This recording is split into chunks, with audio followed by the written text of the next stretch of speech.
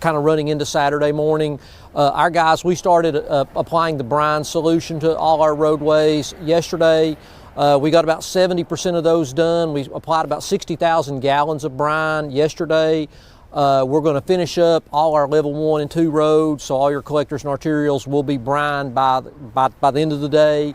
We'll come in, we're going to move our trucks over to more of a snow application, i.e. put on our plows, put on our salt boxes. So then we'll be completely ready for in the morning. The current forecast says around 10 a.m. the snow will be here, so we'll have folks staged up in their districts with those plows on, and hopefully try to get that snow off the road as soon as it does come. And you know, the forecasters a little bit, you know, they're talking could be as much as 3 to 4 inches. But regardless of the amount, obviously the County Highway Department has prepared and will be ready to remove that snow as quickly as we can.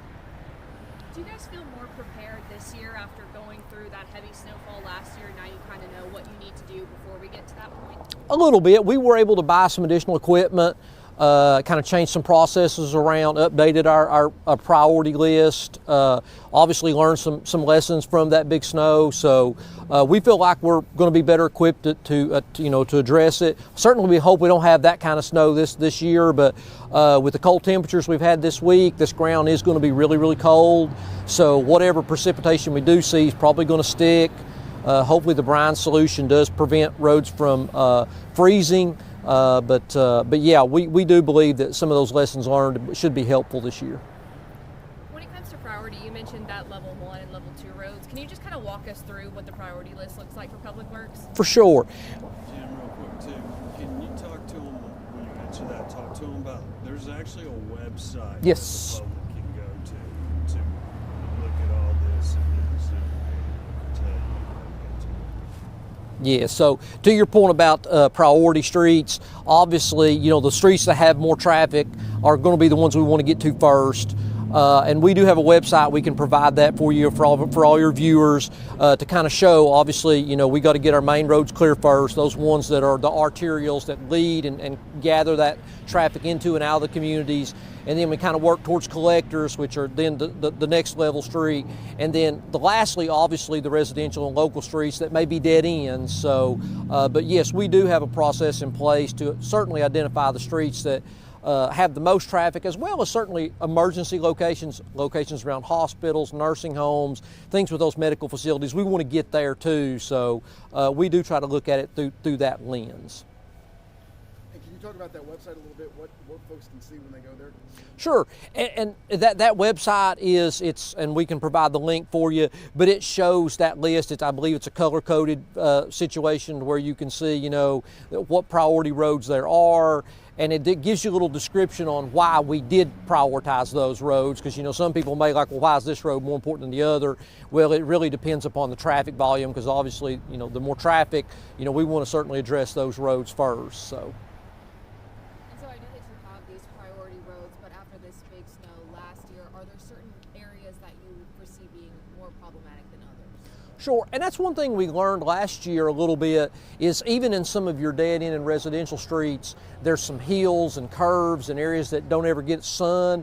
So we've made notes of those, and as a matter of fact, like there's a couple, one off Hardin Valley and one off Kingston Pike, that have real steep hills that, you know, they're not on per se a priority 1 or 2, but they're really challenging for those folks. That may be the only way those folks can get in and out. So we are pre-treating those and elevated those up into that list. They don't carry much traffic, but they're the primary route for those folks to get in and out. So we want to consider that as well. You mentioned that you guys were able to buy some more materials this year. Do you have any numbers off the top of your head as far as how much the county spent to prepare for more winter weather? We expended all our salt supply last year. So if you go over there to the salt bin, you'll see a very large quantity. That salt quantity itself was around $400,000.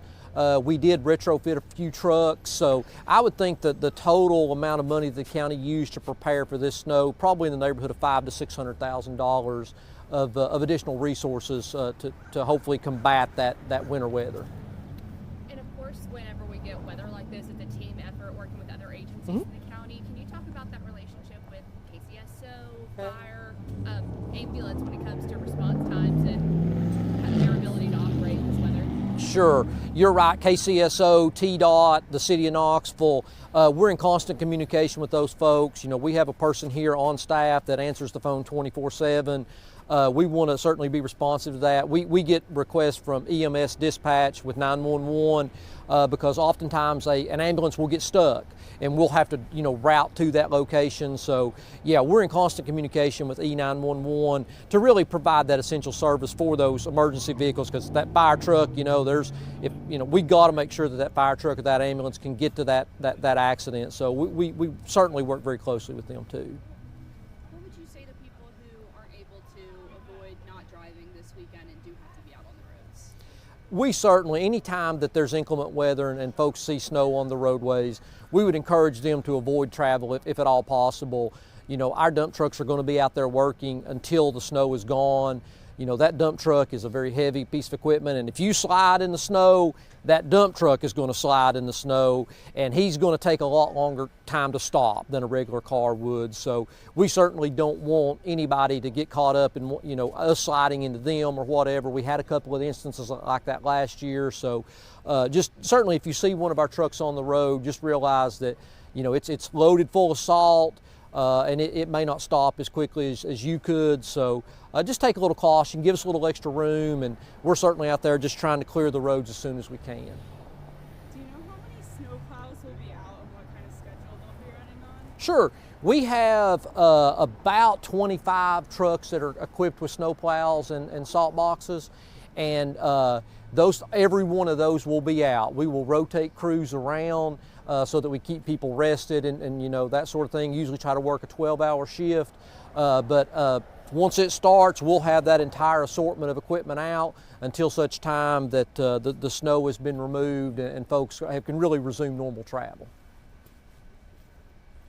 If there are trouble spots, folks have a slick spot in their neighborhood or something like that, how can they report that? How can they let you guys know? In a Sure. meaningful way? If you go to our website, there's a general email that goes. I believe I can get it for you there. I think it's like epw.operations.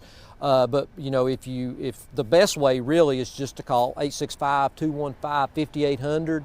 That is our main number. That number is manned 24/7, 365, and we have a computerized system. We input that request. And you know, obviously it may take us a while to get there depending on the severity of the storm, but if it's logged into that number, we will get a truck to that location as soon as we possibly can. Will they be running overnight as well? Yes, ma'am. Yes, ma'am. That is the anticipation. We've kind of worked it up to where we'll probably bring crews in at obviously a normal time, and we'll bring additional round of crews in overnight. So yeah, they'll be working 24/7 for the next few days. About how many miles of roads have been pre-treated so far?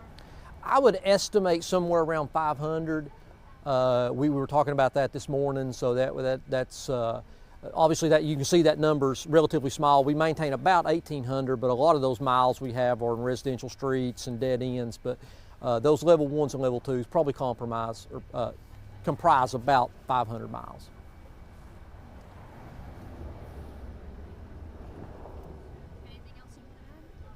I just appreciate you guys coming out and trying to get the word out. I mean, my crews, they're going to work as hard as they can with the resources we have, and we'll do everything we can to keep the roads as safe as we can and try to get the snow off of them to resume normal travel as soon as possible.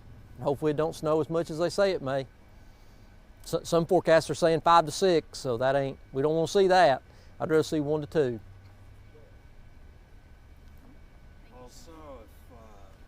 What's the deal with ride-alongs if anybody wants to? Do they need to sign anything? They're okay. I mean, I think we've done that periodically, but with this kind of weather, I'm not as concerned about it. So if somebody wants a ride-along, we can certainly accommodate that. I know we did for somebody yesterday. But yeah, I mean, without snow on the ground, I'm generally okay with doing a ride-along without signing that form. And then, you know, if somebody wants to come by, I know one of the morning shows wants to come by tomorrow early. I can't remember which one.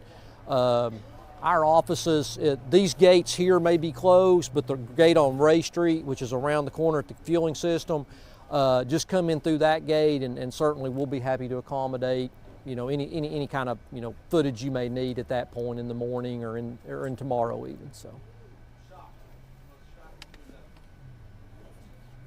I appreciate y'all coming out. So much thank you. And do you have that? Do you want me to send that website to them, Mike?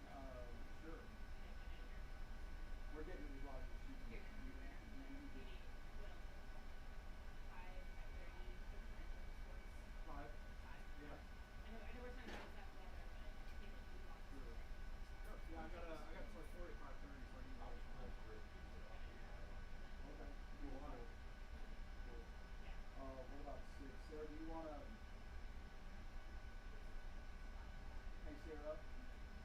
Mike Keith is taking over for Bob Kessler. For the voice in the hall. I know you